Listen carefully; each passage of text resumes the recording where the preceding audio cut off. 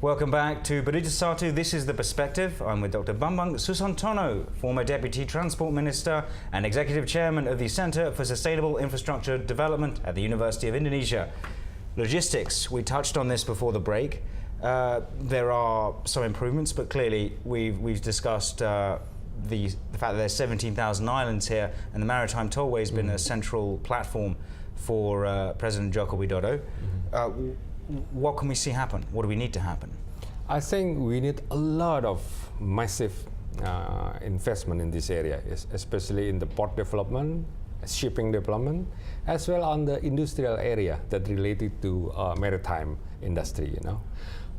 You mentioned about 17,000 islands. That is why Indonesia has about 2,000 plus ports, 2,154 if I'm not mistaken, in all over Indonesia.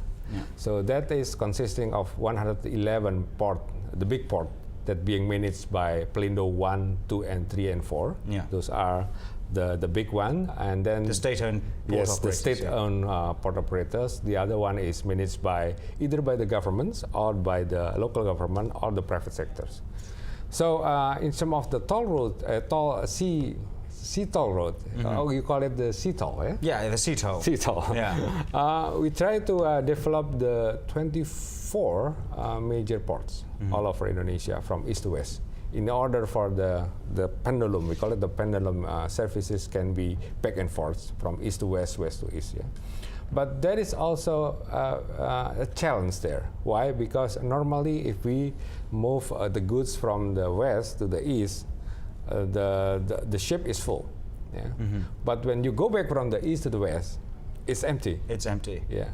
So people has to bear the cost of the empty ships when they are going to the west. Yeah.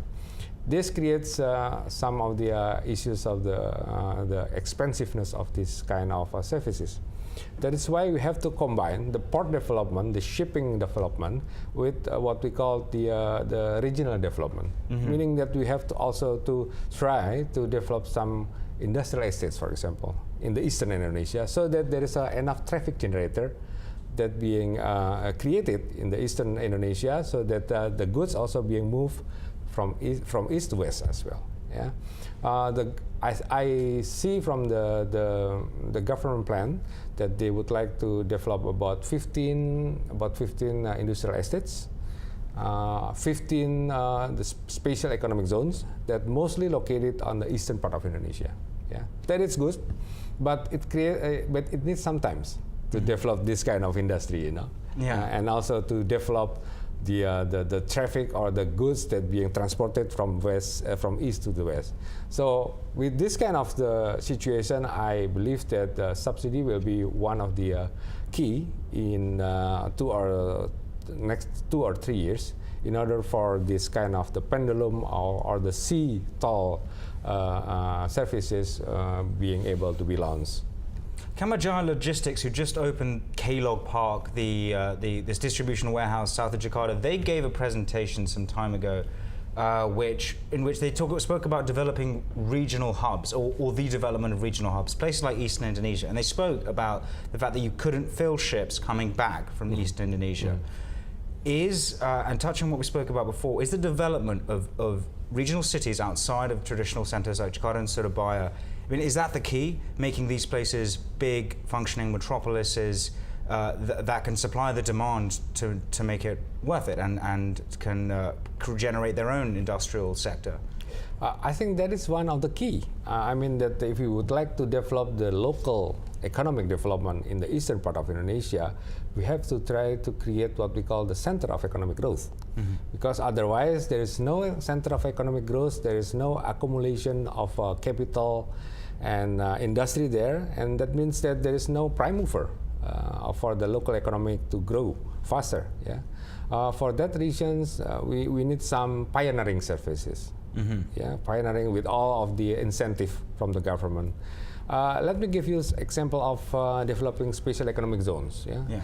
If we build one special economic zone, meaning that we will provide to the investor several kind of incentive Not only fiscal. Fiscal means tax holiday or tax allowance, a special retribution from the local government, but also some non-fiscal incentive, such as the possibility of having more foreign ownership, rather than what we call the daftar negatif investasi, and the one that they're usually being imposed to certain industry that you cannot, there is a limit of the foreign ownership. But if you are located in special economic zone, you can go beyond that. So this kind of incentive can attract investors to come and to build some industry or in the special economic zone.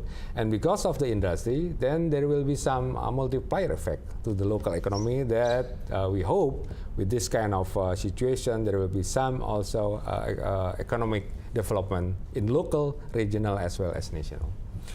So if we speak about building special economic zones, this kind of brings us towards the idea of smart cities. This has been pitched recently.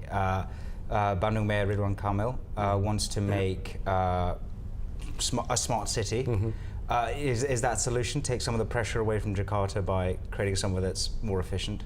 Yes, I guess smart cities is a bit different with the special economic zone, because if we are talking about special economic zone, we are talking about more on the gigantic industrial estates, for example. Yeah, but on the smart city is more on how we will be smart in the movement of goods, in the movement of people, in the movement of services in the cities. And because of the advance of the ICT, the Informational Communication and Technology, nowadays in my area, transportation, for example, there is a convergence between ICT and transportation technology. So the classic example is that all the information that you use in your gadget, if you would like to find a route that is not congested, you try to see your gadget and find all the routes, right? If you want to, for example, book a taxi, you can do it here. If you want to have some, many things, you need some information, you can get from that. And this can, to some extent, reducing the demand for mobility in the cities.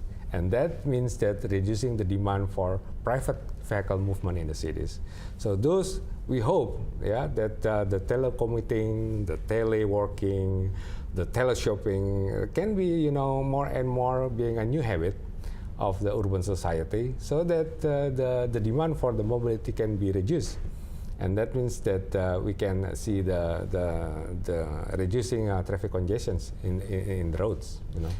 Just before we go, reducing traffic congestion, getting people off the roads.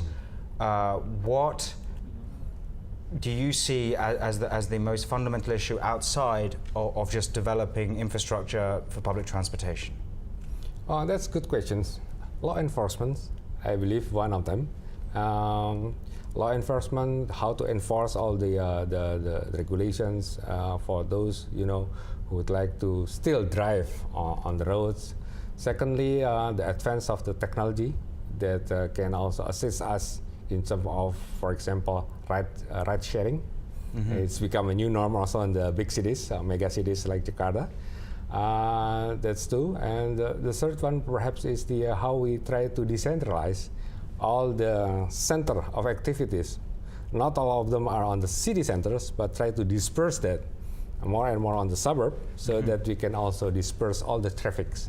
Not all concentrated. For example, in the morning we are going directly from suburbs goes to the city center, and then on the evening we are going out again on the house in the suburb. But if we can decentralize that, so we can have some more, equally distribution of the traffic in all the mega cities. Great. Well, Dr. Bambang, thank you so much for talking to us. My pleasure. Please. Hope to have you back again.